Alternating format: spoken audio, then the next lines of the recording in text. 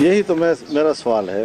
یہ کہنا جی کہ رپورٹ آئی ہے، اگر ہم رپورٹ کو بیچ سے نکال دیں تو پھر کیا عمران خان کو یہ پتہ نہیں ہے کہ میرے کچن کیبنٹ کا فلاں بندہ جو کبھی چینی ایکسپورٹ کرتے تھے اور کبھی چینی امپورٹ کرتے تھے وہ کس قدر اس کرپشن میں ملوث ہیں؟ اس کے لیے رپورٹ کی ضرورت ہے. مجھے تعجب ہے کہ کچھ لوگ بڑے فخریہ انداز سے کہتے ہیں کہ دیکھو رپورٹ شائع کر دی گئی.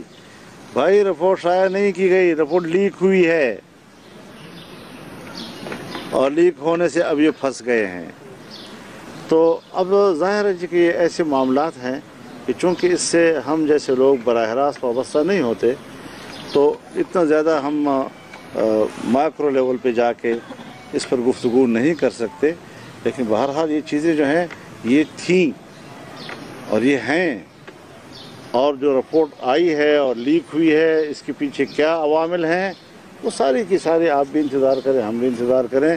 لیکن یہ اگر تو واقعتاً وہ احتساب چاہتے ہیں تو پھر فارن فنڈنگ کیس پر کیوں بار بار اس سے اجتناب کر رہے ہیں اور فرار اختیار کر رہے ہیں؟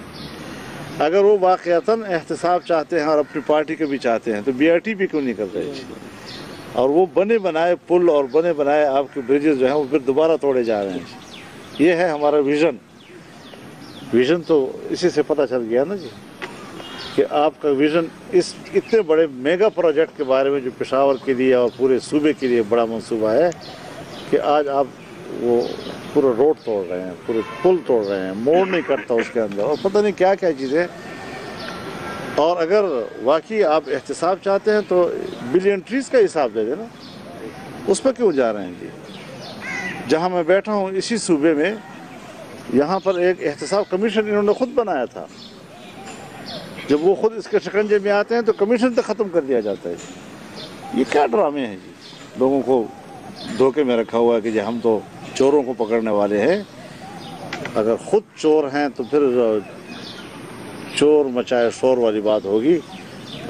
یہ شاید سب کو بخشوا دیں گے جی. ماضی کے جتنے حکمران گزرے ہیں یہ سب کو بخشوا دیں گے اور پوری دیدہ دلیری کے ساتھ بخشوائیں گے، کیونکہ یہ کوئی ندامت بھی نہیں محسوس کرتے ان چیزوں کے اوپر، اور ان کو احساس بھی نہیں ہے کہ ہم کس قدر اس ملک کو معاشی لحاظ سے تباہ و برباد کر رہے ہیں.